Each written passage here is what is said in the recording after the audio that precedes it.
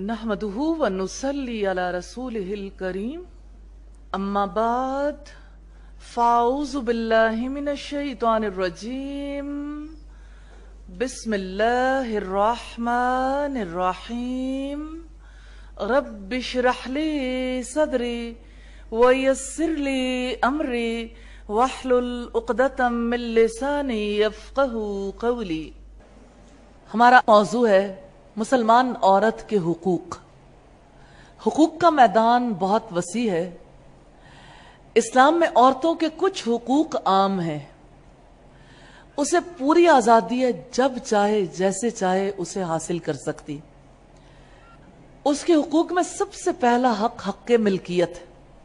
عورت اپنا گھر رکھ سکتی ہے، گھر خرید سکتی ہے، گھر بیچ سکتی ہے، عورت جائیداد رکھ سکتی ہے، عورت اپنی فیکٹریاں بنا سکتی ہے، رکھ سکتی ہے، عورت باغات رکھ سکتی ہے، سونا چاندی رکھ سکتی ہے، عورت اپنے جانور رکھ سکتی ہے، اونٹ، گائے، بکری، بھیڑ وغیرہ، اور ہر ایک چیز کی وہ مالک بن سکتی ہے۔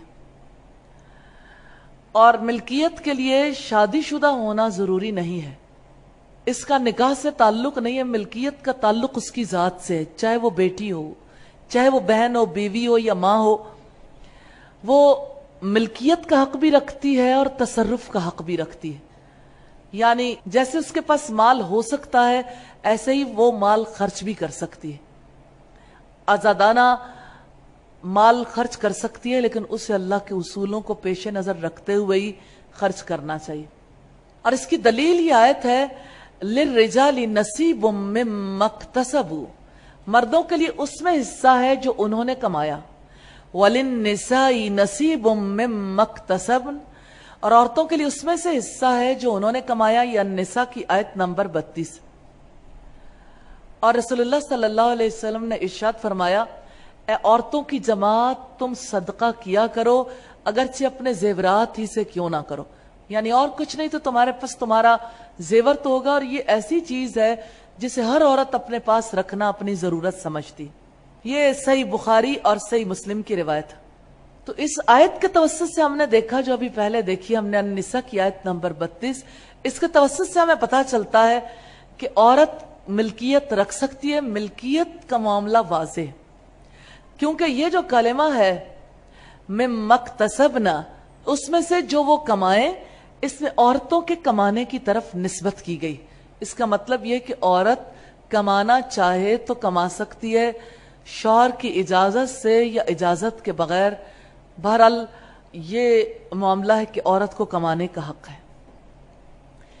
حدیث میں صدقے کا حکم جزوی طور پر واضح کر دیتا ہے کہ عورت ملکیت رکھتی ہے، مالک ہو سکتی ہے، اور مالک ہوا کرتی ہے اسلامی سوسائٹی میں، کیونکہ صدقے کا حکم صرف اسی کو ہوتا ہے جو کسی چیز کا مالک ہو۔ اگر وہ کسی چیز کا مالک نہیں تو وہ صدقہ نہیں کر سکتا۔ اسی طرح سے عورت کو اسلام نکاح اور طلاق کا حق دیتا ہے، یہ بات سمجھنے والی۔ عورت کو اپنے شریک حیات کے انتخاب کا پورا حق ہے۔ اس بارے میں یہ بات ضرور ذہن میں رکھیے کہ شریک حیات کے انتخاب کا معاملہ اسے خود ہی طے نہیں کرنا۔ ایک تو اسے ولی کی، یعنی اسے سرپرستی حاصل ہے، ولی کی اجازت اس بارے میں ضروری ہے، اور اس کے لیے مرد ہی انتظام کرے گا، یعنی ماں باپ دونوں ہی اس کے لیے کوشش کریں گے، اور عورت جو ہے یا لڑکی جو ہے وہ اس کے لیے انتخاب کرے گی۔ شوہر کے انتخاب کا حق دیا گیا تو انتخاب اس کی خصوصیات کی بنیاد پر ہوگا۔ جیسے نبی صلی اللہ علیہ وسلم نے فرمایا، 4 چیزیں جن کی بنیاد پر نکاح کیے جاتے ہیں، حسب نسب، مال، جمال اور دینداری، تم دینداری کو ترجیح دینا۔ تو دینداری سے مراد یہ ہے کہ جس کا وہ انتخاب کرنا چاہتی ہے اس میں تقوی کی خصوصیت ہو، اور وہ اپنے رب کے ساتھ تعلق میں پختہ ہو، دین کا علم رکھتا ہو۔ یہ وہ بنیادی خصوصیات ہیں۔ اس کے علاوہ بحیثیت انسان کے اچھا خلق رکھنے والا ہو، اور حقوق و فرائض کی ادائیگی کر سکتا ہو، اپنی ذمہ داریوں کو پورا کر سکتا ہو۔ بہرحال اس بارے میں حضرت خدیجہ کے اسوہ پر عمل کرنا چاہیے، کیونکہ حضرت خدیجہ کے علم میں نبی صلی اللہ علیہ وسلم کی صفات آئی تھیں، جس کے بعد انہوں نے یہ تہیہ کیا تھا کہ وہ آپ صلی اللہ علیہ وسلم کے ساتھ نکاح کرنے کے لیے آپ کو پیغام بھیجوائیں گی. اور حضرت خدیجہ نے ایک بزرگ عورت کے توسط سے نکاح کا پیغام بھیجا تھا، اور آپ صلی اللہ علیہ وسلم نے اپنے چچا سے مشورے کے بعد اس کو قبول کیا تھا. اس سے پتہ لگتا ہے کہ یہ ارینجڈ میرج تھی، اور آپ صلی اللہ علیہ وسلم کے اخلاق حسنہ کی وجہ سے، آپ کی اچھی صفات کی وجہ سے آپ صلی اللہ علیہ وسلم سے نکاح کرنے کے لیے حضرت خدیجہ نے ارادہ کیا تھا. اسی طرح سے جیسے عورت کو نکاح کا حق ہے، اسی طرح سے اسے طلاق کا حق بھی حاصل ہے. طلاق کا مطالبہ عورت کر سکتی ہے جب وہ ظلم و ستم سے دوچار ہو. عورت طلاق کا حق کیسے استعمال کرے گی؟ خلا لے سکتی ہے، اور خلا کے لیے اسلام کا الگ قانون موجود ہے. اسی طرح سے عورت کا حق ہے حق عبادت. عورت کو ہر طرح کی عبادت کرنے کا حق حاصل ہے. بندے اور رب کے بیچ میں کوئی ایسا نہیں ہے جو رکاوٹ بن سکے. عبادت میں نوافل بھی آتے ہیں. عبادت میں یعنی جیسے نماز ہے، اسی طرح سے زکوٰۃ ہے، حج ہے. اور عورت فرض کی ادائیگی میں پوری طرح سے آزاد ہے. اسی طرح سے حرام کاموں کو چھوڑنے کا پورا پورا حق رکھتی ہے. البتہ نفل عبادتیں اگر شوہر کے واجب حقوق سے ٹکراتی ہوں تو ایسی صورت میں واجب حق کو نوافل پر ترجیح دی جائے گی. جیسے نبی صلی اللہ علیہ وسلم نے فرمایا، رمضان کے علاوہ کسی دن عورت شوہر کی موجودگی میں نفلی روزہ نہ رکھے الا یہ کہ اس سے اجازت لے لے. یہ بخاری اور مسلم کی روایت ہے. حق عبادت کے حوالے سے ایک چیز اور ذہن میں رکھیے، عبادت کا تعلق گھر سے بھی ہے لیکن گھر سے باہر سے بھی. مثال کے طور پر جیسے نماز گھر کے اندر ادا کی جا سکتی ہے، لیکن اگر عورت مسجد جا کے نماز ادا کرنا چاہے تو آپ صلی اللہ علیہ وسلم کا فرمان اس بارے میں واضح ہے کہ اللہ کی بندیوں کو اللہ کی مسجدوں میں جانے سے مت روکو. یہ حق کسی کا نہیں ہے. اور عبداللہ ابن عمر نے اپنے بیٹے سے سنا، وہ کہہ رہے تھے جب انہوں نے یہ حدیث سنائی کہ اللہ کی بندیوں کو اللہ کی مسجدوں میں جانے سے مت روکو، تو انہوں نے کہا کہ ہم تو روکیں گے. تو وہ غصے میں آ گئے اس بات پر، کہنے لگے میں تمہیں اللہ کے رسول کی حدیث سناتا ہوں اور تم کہتے ہو کہ ہم روکیں گے. یعنی یہ کیسے ممکن ہے کہ تم روک سکو کہ جس حق کو اللہ نے دلوایا اسے کوئی ختم نہیں کر سکتا. اس حق عبادت کے لیے عورتوں کے لیے مساجد میں الگ جگہیں بھی مخصوص ہونی چاہیے. اسی طرح سے جیسے نوافل کے لیے ایسے ہی اعتکاف کے لیے، ایسے ہی ان کی تعلیم کے لیے بھی جگہیں مختص ہونی چاہیے. بہرحال اگلا حق حق تعلیم ہے. جن علوم کو حاصل کرنا واجب ہے عورت کو بھی حاصل کرنے کا پورا حق ہے. جیسے اللہ تعالیٰ کے اسماء و صفات، اللہ تعالیٰ کی معرفت، عبادات کو صحیح طریقے سے ادا کرنے کا معاملہ ہے تو ظاہر ہے جب تک وہ سیکھے گی نہیں تو ادا نہیں کر سکتی. اس سے اللہ کے حق کی ادائیگی ہوتی عبادات کی وجہ سے. اسی طرح سے عام آداب، اعلیٰ اخلاق، اپنی ویلیوز کے بارے میں معلومات ہیں. اسی طرح سے اللہ تعالیٰ کی کتاب کا علم ہے، محمد صلی اللہ علیہ وسلم کی تعلیمات کا علم ہے. اللہ تعالیٰ کا ارشاد ہے فَعْلَمْ أَنَّهُ لَا إِلَهَ إِلَّا هُ، خوب اچھی طرح سے جان لو کہ اللہ کے سوا کوئی معبود نہیں. یہ سورہ محمد کی آیت نمبر 19 ہے. فَعْلَمْ میں عین لام میم یہ علم کا روٹ ہے. علم سے مراد ہے جاننا، اسی سے علمہ یعلم تعلیم ہے. تو سیکھنا اور سکھانا، علم حاصل کرنا اور علم دینا، عورت دونوں کام کر سکتی ہے. کیونکہ نبی صلی اللہ علیہ وسلم نے فرمایا علم کا حاصل کرنا تمام مسلمانوں پر فرض ہے. تو اس فرض کی ادائیگی کے لیے عورت بھی اسی طرح سے حق رکھتی ہے جیسے مرد حق رکھتا ہے. باپ کا فرض ہے کہ وہ بیٹی کو تعلیم دلوائے، اور شوہر کے واجبات میں سے ہے کہ وہ اپنی بیوی کو خود تعلیم دے، اور اگر وہ خود تعلیم نہیں دے سکتا تو جہاں پر پوری حفاظت کے ساتھ تعلیم دینے کا انتظام ہے دین کی تعلیم کے لیے، جیسے جن ممالک میں مساجد کے اندر یہ انتظام ہے تو وہاں مساجد کے اندر پہنچا کے آنا، واپس لے کے آنا، مرد کو اپنی ذمہ داری پوری کرنی چاہیے. اور جن ممالک میں مساجد کے اندر انتظام نہیں، وہاں الگ تعلیمی ادارے بھی قائم کیے جا سکتے ہیں اور وہاں عورتوں کی اس ضرورت کو پورا بھی کیا جا سکتا ہے. اسی طرح سے عورت کا حق ہے حق صدقہ و خیرات. عورت اپنے مال سے جتنا چاہے صدقہ کر سکتی ہے. اسے یہ بھی حق ہے کہ اپنے اوپر، اپنے شوہر پر، اپنے والدین پر جتنا خرچ کرنا چاہے کر لے. شرط یہ ہے کہ فضول خرچی نہ کرے، کیونکہ اس کی ممانعت آئی ہے. اللہ تعالیٰ نے فضول خرچ لوگوں کو شیطان کا بھائی قرار دیا، کیونکہ ایسے موقع پر جب وہ فضول خرچی کرتی ہے وہ اس مرد کی طرح ہوتی ہے جو بے وقوف ہو، یعنی نادان ہو، جس کو پتہ نہیں ہے معاشی معاملات کا. تو بات یہ ہے کہ خرچ کرنے کا حق ہے لیکن دائرے کے اندر، جس کی وجہ سے اسے نقصان نہ پہنچے، جس کی وجہ سے اس کے دین کا نقصان نہ ہو. اسی طرح سے عورت کا حق ہے وہ محبت بھی کر سکتی ہے اور نفرت بھی کر سکتی ہے. وہ جس سے چاہے محبت کرے، جس سے چاہے نفرت کرے، لیکن محبت کا میدان کیا ہے؟ نیک اور پرہیزگار عورتوں سے محبت کرے، اور اپنے حلقے میں وہ ان خواتین کی زیارت کے لیے جا سکتی ہے، انہیں ہدیے دے سکتی ہے، ان سے خط و کتابت کر سکتی ہے، ان کی مزاج پرسی کر سکتی ہے، مصیبت میں ان کی غمخواری کر سکتی ہے. اسی طرح سے مسلمان عورت کا حق ہے کہ وہ بدکار عورتوں سے نفرت کر سکتی ہے اور اللہ تعالیٰ کی خوشنودی کے لیے ان سے قطع تعلقی کر سکتی ہے. اسی طرح سے نیک اور دیندار مردوں سے بھی محبت کر سکتی ہے، البتہ ان کی زیارت کرنا اور ان سے ملنا جائز نہیں ہے. اور اسی طرح سے مصیبت کے وقت کسی طرح کی ہمدردی اور غمخواری کا اظہار نہیں کرنا چاہیے، کیونکہ اس سے شوہر کو اور گھر والوں کو تکلیف ہو سکتی ہے، یہ ان کے لیے ناگواری کا باعث بن سکتی ہے بات. اور یہ بھی ہو سکتا ہے کہ اس سے کوئی فتنہ پھیل جائے.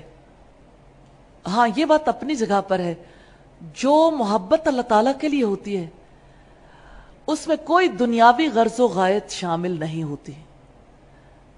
تو عورت محبت کا بھی حق رکھتی ہے، نفرت کا بھی حق رکھتی ہے. یہ حق اس لیے سامنے ڈسکس کیا ہے، آپ کے سامنے رکھا ہے کہ عام طور پر عورت کو شادی کے بعد شوہر بھی یہ حق نہیں دیتا کہ اس کی کوئی دوست ہو یا اس سے وہ ملنے کے لیے جائے. ایک ہی بات کہہ دی جاتی کہ ہم اسے پسند ہی نہیں کرتے کہ آپ کسی سے بھی ملیں. آپ بحیثیت انسان کے ایک عورت کو دیکھیے کہ آخر وہ بھی معاشرے میں افراد معاشرہ کے ساتھ مل جل کے رہنا چاہتی ہے، اپنے فرائض بھی ادا کرنا چاہتی ہے، اور اپنی فطرت کے ہاتھوں بھی وہ مجبور ہے، انسیت چاہتی ہے. تو وہ مانوس ہوگی بھی اور اس سے لوگ مانوس ہوں گے بھی، لیکن دائرے کے اندر رہتے ہوئے وہ محبت اور نفرت کر سکتی. اسی طرح سے عورت وصیت کا حق رکھتی ہے. وراثت کی تقسیم کے موقع پر مال کے 3 حصے ہو جاتے ہیں، 2 حصے وراثت کے، 1 حصہ وصیت کا. تیسرے حصے میں سے 1/3 پراپرٹی میں سے وصیت کی جا سکتی ہے. تو 1/3 مال میں سے جیسے مرد وصیت کر سکتا ہے ایسے ہی عورت بھی وصیت کر سکتی ہے. اور اگر عورت وفات پا جائے تو اس کی وفات کے بعد بغیر کسی اعتراض کے اس کی وصیت نافذ کی جائے گی، جیسے مرد کی وصیت نافذ کی جائے گی، کیونکہ وصیت کرنا اس کا اپنا ذاتی حق ہے. جس طرح یہ مردوں کے لیے جائز ہے، ان کے لیے مشروع ہے، اسی طرح سے عورتوں کے لیے بھی، کیونکہ اس میں ہر شخص کے لیے اجر و ثواب ہے.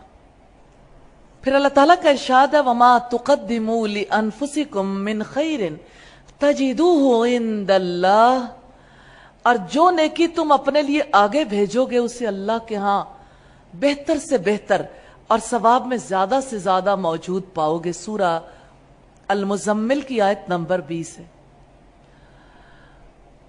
تو 1/3 جائیداد میں سے یا 1/3 میں سے وہ وصیت کر کے جانا چاہتی ہے۔ پہلی شرط ہے ملکیت، یہ مال عورت کی ملکیت ہو، شوہر کی ملکیت میں سے عورت وصیت نہیں کرے گی۔ جو کچھ بھی اسے شوہر نے دیا یا باپ کے ورثے میں سے ملا یا شوہر کے ورثے میں سے ملا یا اس کے پاس وہ خود کماتی ہے مال ہے، اب وہ مال چاہے سونے کی صورت میں موجود ہو، چاہے وہ پراپرٹی کی صورت میں موجود ہو، گھر کی صورت میں موجود ہو، 1/3 پر اس کا حق اسی طرح سے تسلیم کیا گیا جیسے مردوں کا حق تسلیم کیا گیا۔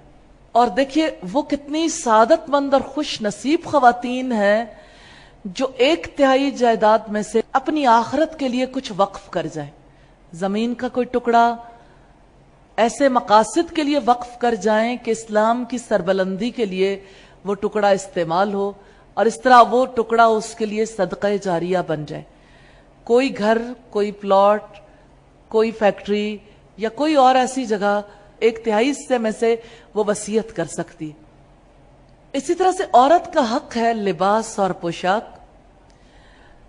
عورت سونا چاندی استعمال کر سکتی ہے، ریشمی لباس پہن سکتی ہے، مردوں کے لیے دونوں چیزوں کا استعمال حرام قرار دیا گیا۔ ہاں، عورت کا یہ حق نہیں ہے کہ وہ کپڑے اتار کر برہنہ ہو جائے یا جسم کا نصف حصہ دکھا دے یا 1/3 حصہ دکھا دے یا 1/4 حصہ جو ہے وہ کھلا کر لے یا سینہ یا گردن کھلی رکھے۔ اسی طرح سڑک پر عورت اپنے چہرے کو کھولے، بازو کھولے، اسلام اسے یہ حق نہیں دیتا، کیونکہ اسلام اس کی حفاظت کرنا چاہتا ہے۔ اسلام اس کو قیمتی سمجھتا ہے، یہ اس کا حسن ہے جو قیمتی ہے، جس کا اسے احساس نہیں ہے، اور اس پر جب اجنبی نظریں پڑیں گی تو ظاہر ہے کہ اس کے حق میں کمی واقع ہوگی۔ اور اسی طرح سے ہم نے پہلے دیکھا کہ چہرہ ڈھانپنا واجب ہے۔ اصل حسن و جمال کی جگہ تو انسان کا چہرہ ہے اور زیب و زینت کا مظہر ہے۔ اسی طرح سے عورت ہاتھوں میں مہندی لگا سکتی ہے، انگوٹھی پہن سکتی ہے، یہ اس کے حقوق میں سے، لیکن ظاہر ہے زیب و زینت کا اظہار دائرے کے اندر ہوگا۔ اسی طرح سے عورت حق حسن و جمال رکھتی ہے، شوہر کے لیے وہ حسن و جمال کرنے کا پورا حق رکھتی ہے۔ وہ چاہے تو سرما لگائے، ہونٹوں پر لپسٹک لگائے، اچھے سے اچھا لباس پہن سکتی ہے، لیکن ایسا لباس پہننے سے مسلمان عورت گریز کرے گی جو فاحشہ اور بدکار عورتوں کا لباس، کیونکہ ان سے دونوں کی مشابہت ہو جاتی ہے، اور مسلمان عورت کو شک و شبے کی ہر چیز سے دور رہنا چاہیے۔ اللہ تعالیٰ کا ارشاد ہے أَوَمَن يُنَشَّأُ فِي الْحِلْيَةِ وَهُوَ فِي الْخِصَامِ غَيْرُ مُبِينٍ، کیا بھلا وہ جو زیوروں میں پالی جاتی ہے اور جو بحث اور حجت میں اپنا مدعا واضح کرنے والی نہیں ہے۔ سورہ زخرف کی آیت نمبر 18 سے ہمیں یہ پتہ چلتا ہے کہ عورت اپنے جمال کے لیے زینت کا اظہار کر سکتی ہے، زیب تن کر سکتی ہے، لباس بھی، زیورات بھی، تاکہ وہ اپنی فطری ذمہ داریوں کو صحیح انداز میں پورا کرنے کے قابل ہو۔ اسی طرح سے عورت اپنے حسن کی حفاظت کر سکتی ہے، جیسے عورت کو اگر کوئی تکلیف پہنچتی ہے اس کی آنکھوں میں یا اس کے چہرے پر یا اسی طرح سے اس کے جسم کے کسی حصے پر، تو وہ اس کو درست کرنے یا کروانے کے لیے اقدامات کر سکتی ہے۔ جیسے دیکھیے فرض کریں کہ کسی عورت کا دانت ٹوٹ گیا تو اس کا حق ہے کہ اگر وہ اس دانت کو یا اس دانت میں کوئی تکلیف ہو گئی ہے تو وہ اس کا علاج کروا سکتی ہے۔ اسی طرح سے وہ جسمانی طور پر ویک ہے، کمزور ہے، تو وہ ایسی ادویات بھی استعمال کر سکتی ہے اور ایسی غذا بھی استعمال کر سکتی ہے جس کی وجہ سے اس کو جسمانی قوت بھی نصیب ہو اور اس کے جسم کی حفاظت بھی ہو۔ اسی طرح سے اس عورت کو حق طعام و شراب بھی حاصل ہے، یعنی کھانے پینے کا حق اسے حاصل ہے۔ جیسے لذیذ کھانے کھانا مردوں کا حق ہے، اسی طرح سے عورتوں کا بھی حق ہے۔ جیسے لذیذ مشروبات مرد پی سکتے ہیں، ایسے عورتیں بھی پی سکتی ہیں۔ آج آپ اتنے اچھے دور میں رہتے ہیں جہاں پر یہ باتیں عجیب عجیب لگتی ہیں کہ بھلا اچھا کھانا پینا یہ بھی کوئی ایسی بات ہے جس کے بارے میں بات کی جائے کہ یہ عورت کا حق ہے۔ ہاں، آپ ان علاقوں میں جائیے جہاں پر عورت کو مرد کے برابر کھانے کی اور مرد کے برابر پینے کی اجازت نہیں ہے، اور پھر یہ کہ جہاں عورت اتنی تکلیف میں ہے کہ جہاں اس کے لیے اچھا کھانا تو گویا حرام ہی کر دیا گیا، اور اس کو ایسی ایسی مثالیں دی جاتی ہیں جس کی وجہ سے وہ اچھے کھانے پینے سے دستبردار ہو جائے۔ جو چیزیں مردوں کے لیے حلال ہیں عورتوں کے لیے بھی حلال ہیں، جو ان کے لیے حرام ہے وہ عورتوں کے لیے بھی حرام ہے، اس میں کوئی حرج کی بات نہیں ہے، اور یہ عورت کا حق ہے۔ رب العزت کا فرمان ہے کُلُوا وَاشْرَبُوا وَلَا تُسْرِفُوا إِنَّهُ لَا يُحِبُّ الْمُسْرِفِينَ، کھاؤ پیو اور اسراف نہ کرو، یقیناً اللہ اسراف کرنے والوں کو پسند نہیں کرتا۔ تو شرط یہی ہے کہ اسراف نہ کریں۔ تو یہ خطاب مردوں اور عورتوں دونوں کے لیے۔ تو ہم نے حقوق کے حوالے سے بات کی ہے، اور بہت سے اور حقوق بھی ہیں جن کو ہم یہاں ڈسکس نہیں کر پائے، لیکن یہ بنیادی چیزیں تھیں جو میں نے آپ کے سامنے رکھی تاکہ اس سے یہ پتہ لگ جائے کہ عورت کو اللہ تعالیٰ اسی طرح سے حق دیتے ہیں جیسے مرد کو حق دیتے ہیں۔ مرد ملکیت رکھتا ہے تو عورت بھی رکھتی ہے، مرد کھانے پینے کا حق رکھتا ہے تو عورت بھی رکھتی ہے، مرد اگر اپنے جسم کی حفاظت کرتا ہے تو عورت بھی کرے گی، مرد کو اگر لباس اور پوشاک پہننے کا حق ہے تو عورت کو بھی ہے۔ آپ اسے کسی ایسے ماحول میں رکھ کے دیکھیے جہاں خاص طور پر لباس کے معاملے کو بھی، جہاں مرد اپنے لیے مہنگے سے مہنگا لباس خریدتا ہے اور اپنے گھر والوں کو وہ سب چیزیں مہیا نہیں کرتا۔ نبی صلی اللہ علیہ وسلم نے ارشاد فرمایا تھا کہ عورتوں کے معاملے میں اللہ سے ڈرو، جیسا خود کھاؤ ویسا انہیں کھلاؤ، جیسا خود پہنو ویسا انہیں پہناؤ۔ تو یہ عورت کے حقوق میں سے ہیں۔ سبحانک اللہم وبحمدک نشہد ان لا الہ الا انت نستغفرک ونتوب الیک۔ السلام علیکم ورحمۃ اللہ وبرکاتہ۔